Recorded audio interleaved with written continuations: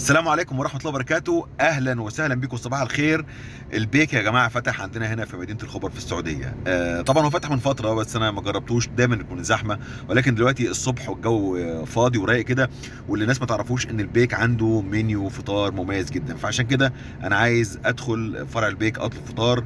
هصور لكم الفرع وأصور لكم المكان، وأتوقع إن شاء الله إنها بتكون تجربة مميزة جدا.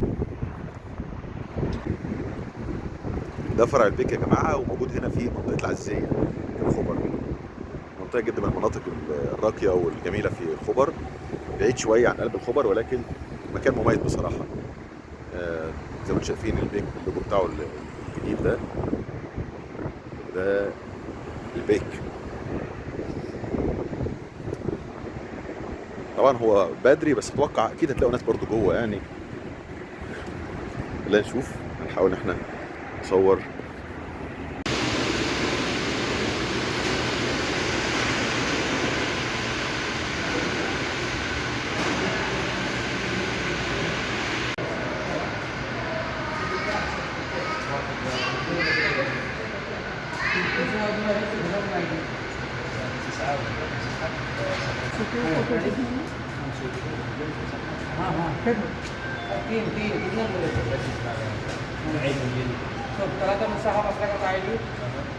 تمت العمليه بحمد لله. طلبت يمكن انا ما عرفتش اصور جوه عشان في زحمه شويه عند الطلب، ما حبيتش ازعج الناس بالتصوير. طلبت سندوتشات بيض بالجبنه مع الدجاج، وطلبت بيض مع الجبنه، وطلبت فلافل. فان شاء الله اتوقع ان شاء الله يكون مميز جدا كالعاده يعني. وهو ما فيش جوه مكان انك تقعد تاكل، هو بس تيك اواي، تاخد الطلب وتمشي على طول وتعيش حياتك بره.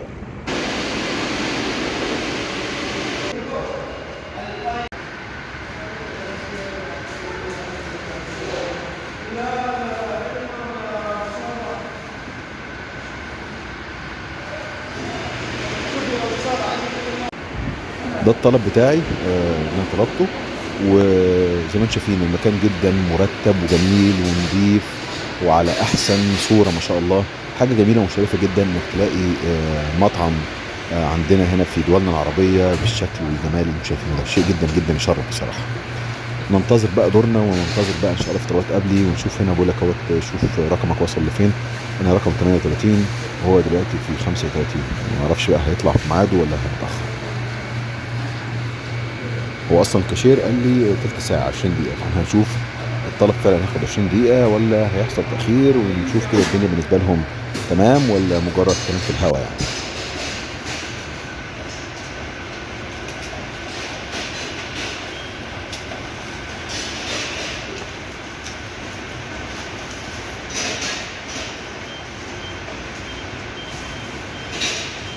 ما شاء الله شغالين جوه زي خلية النحل، ما شاء الله تبارك الله. كل واحد عارف بيعمل ايه، وكل واحد عارف دوره ايه. شيء جدا. شوف السندوتشات ما شاء الله بتطلع بالهنا والشفا على اللي طالبها يعني. ان شاء الله السندوتشات هتطلع بعد شويه، يمكن تكون اللي فوق دي على فكره يعني. احنا طالبين سندوتشات هتكون مش دائريه يعني، غالبا هي دي اللي فوق، بس هتكون ان شاء الله.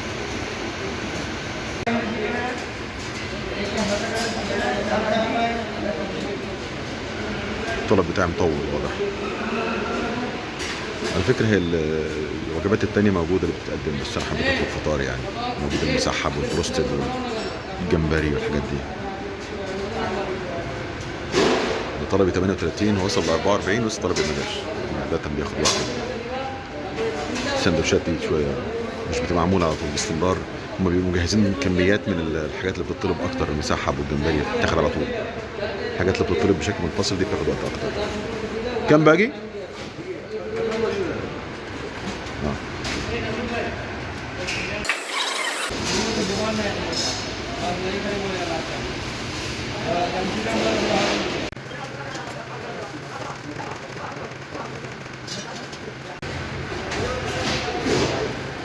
كله جاهز؟ باقي شيء.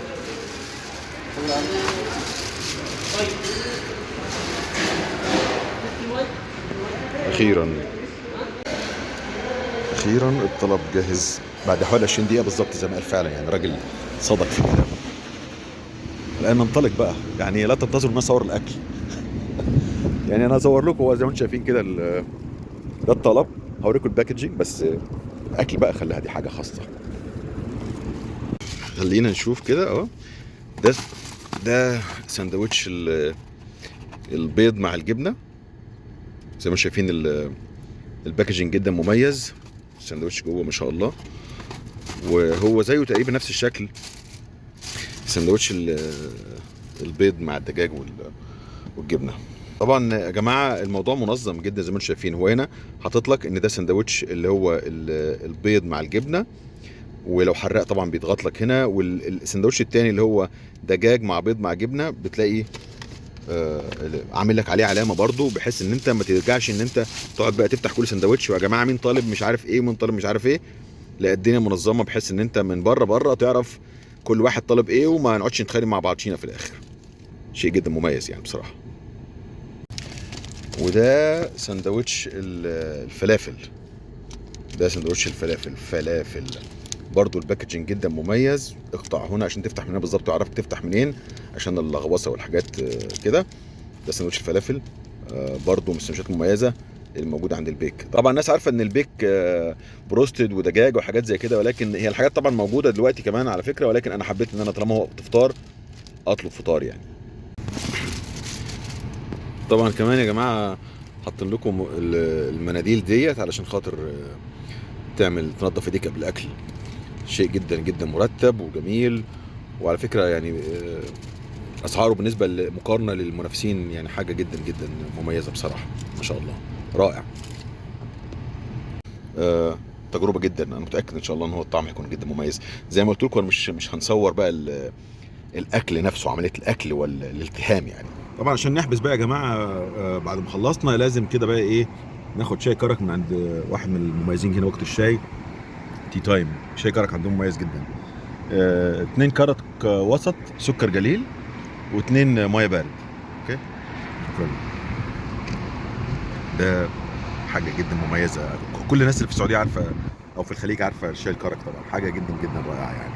بيكون شاي بالحليب ولكن بيكون عليه بعض التوابل الخاصه كده والاضافات بتديله طعم مميز ومختلف جدا يعني.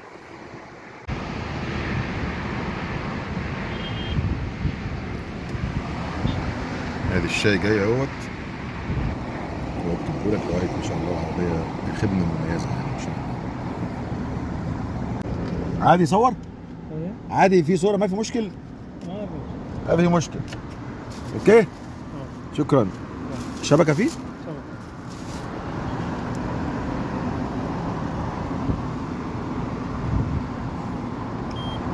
شكرا باي. شكرا. بس يا جماعه ده الفيديو كان حاجه سريعه كده، بس حبيت زي ما قلت لكم انا بنوع المحتوى بقدر الامكان. وبعض الناس طلبت قبل كده، انا كنت عملت استبيان كده في على القناه، تحبوا تشوفوا بعض الاماكن، فالناس قالوا نحب نشوف بعض الاماكن والزيارات والحتت اللي بتروحها في السعوديه، فعشان كده بدات انوع. ان شاء الله الفيديو يكون عجبكم. لو عجبكم الفيديو ده ادوني رايكم في التعليقات، وان شاء الله بصور لكم اماكن ثانيه تشوفوها وتعيشوا معانا كده في اجواء المملكه العربيه السعوديه. واتمنى الفيديو يعجبكم.